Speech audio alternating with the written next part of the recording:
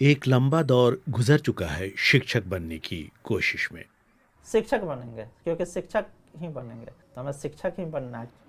वैसे अगर ये शिक्षक बने भी तो वैसे शिक्षक होंगे जिन्हें बिहार में द्वितीय दर्जे का शिक्षक माना जाता है।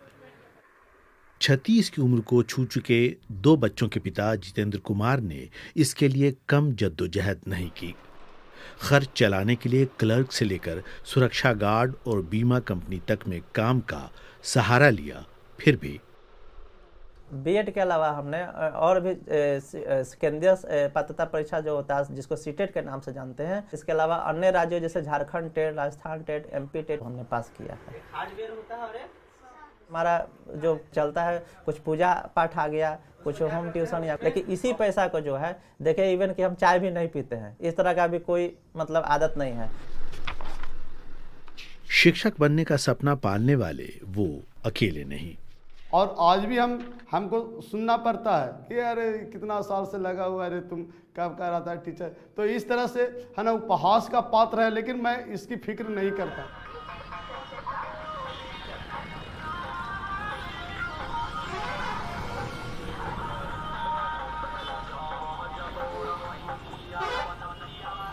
शादी भी हुआ था कि जॉब हो जाएगा, वो लोग भी सोचे, तो पत्नी को भी लगता है कि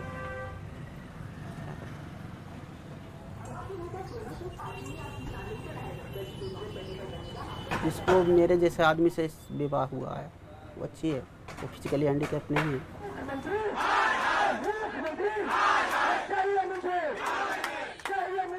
पटना गर्दनी बाग का धरना चौक, अगस्त का शुरुआती हफ्ता, जब शायद बिहार में सरकार के फेरबदल की जो तोड़ जारी थी, तब शिक्षक पात्रता परीक्षा पास कर चुके दर्जनों युवक बहाली की मांग को लेकर विरोध प्रदर्शन में जुटे थे। बिहार सरकार प्राथमिक विज्ञप्ति को रोक के रखी है, वो विज्ञप्ति देना नहीं चाह रही है। हम लोग को लगातार पिछले 3 सालों से इस विज्ञप्ति के लिए आंदोलन पे आंदोलन करना पड़ रहा है। स्कूलों में छात्र और शिक्षकों के अनुपात के मामले में बिहार, गुजरात, उत्तर प्रदेश, पश्चिम बंगाल जैसे राज्यों के साथ सबसे निचले पायदान पर है। प्राइमरी स्कूल के लेवल पर सूबे में 60 बच्चों पर 1 शिक्षक हैं, जबकि ये अनुपात 27 छात्रों पर 1 टीचर का होना चाहिए। राज्य के स्कूलों में कम से कम 2 लाख शिक्षकों की कमी है। शिक्षकों की कमी से दूसरे राज्य भी जूझ रहे हैं।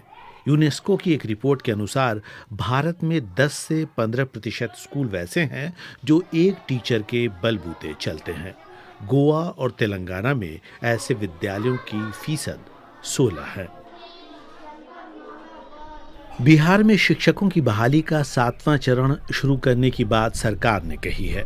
हालांकि ये आसान न होगा, क्योंकि बहाली का इंतजार कर रहे अभ्यर्थियों के मुताबिक सरकार की पॉलिसी ही दोषपूर्ण है। कोई सेंट्रलाइज चयन सिस्टम नहीं है और पूरी प्रक्रिया हर बार नए सिरे से शुरू होती है।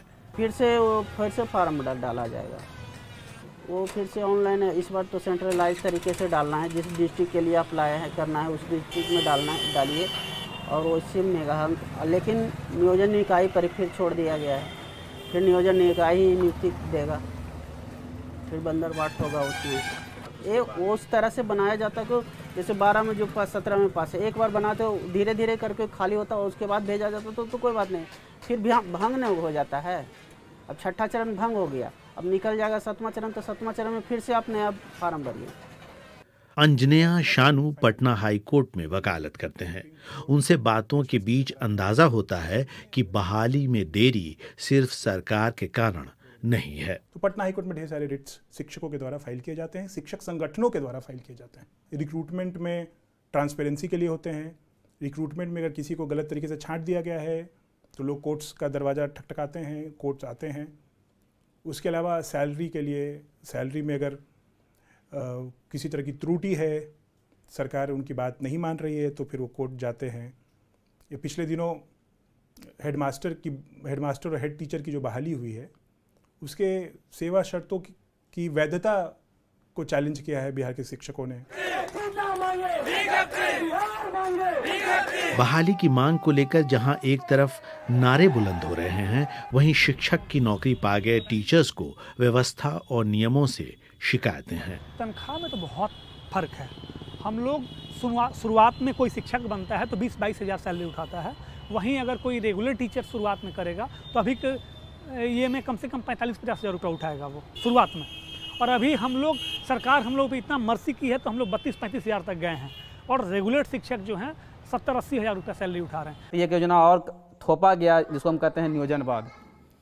नियोजनवाद लाने का सरकार का अर्थ ये था कि जो एक वेतन में हम एक आदमी को खटाते हैं, लोगों की बेरोजगारी का फायदा उठा करके उसी वेतन में 4 आदमी को खटाओ।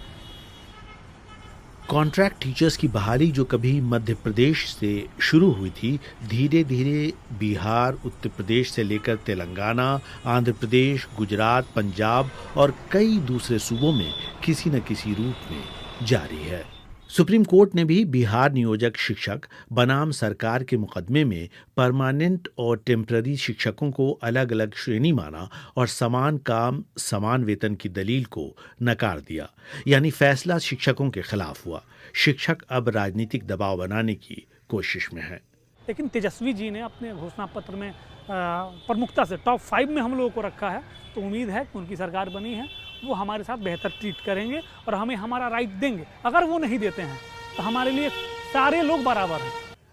दबाव, हड़ताल, प्रदर्शनों में दूसरे राजनीतिक रुख भी नजर आते हैं। धरने में शामिल आलोक यादव से हमने पूछा, नौकरी और बहाली के लिए सालों इंतजार और ठेके पर पहले की बनिस्बत कम पैसे और सुविधा पर नौकरी, फिर भी शिक्षक बनने को लेकर इतना संघर्ष क्यों?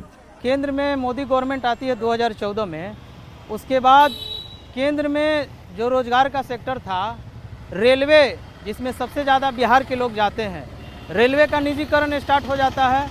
उसके बाद बैंकिंग सेक्टर जिसमें रोजगार घट जाता है। उसके बाद एसएससी जो अनियमितता का शिकार हो जाता है।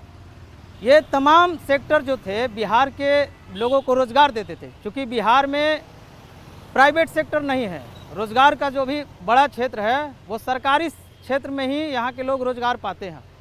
इन क्षेत्रों में निजीकरण और अस्थिरता आ जाने की वजह से लोगों का एक बड़ा हुजूम बीएड करने की ओर अग्रसरित होता है, बीएड करने का रुझान बढ़ जाता है।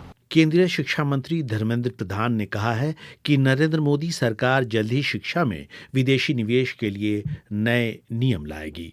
साधारण शब्दों में शिक्षा के क्षेत्र में और अधिक निजीकरण होगा, कम सरकारी स्कूल खुलेंगे और जाहिर है शिक्षकों की बहालियां भी कम होंगी। शिक्षक की नौकरी की मांग कर रहे व्यक्ति की पटना में पिटाई के बाद ये साफ हो गया है कि इस मामले में बिहार की नई सरकार से कितनी उम्मीदें रखी जा सकती हैं। फैसल मोहम्मद अली, BBC, पटना, बिहार।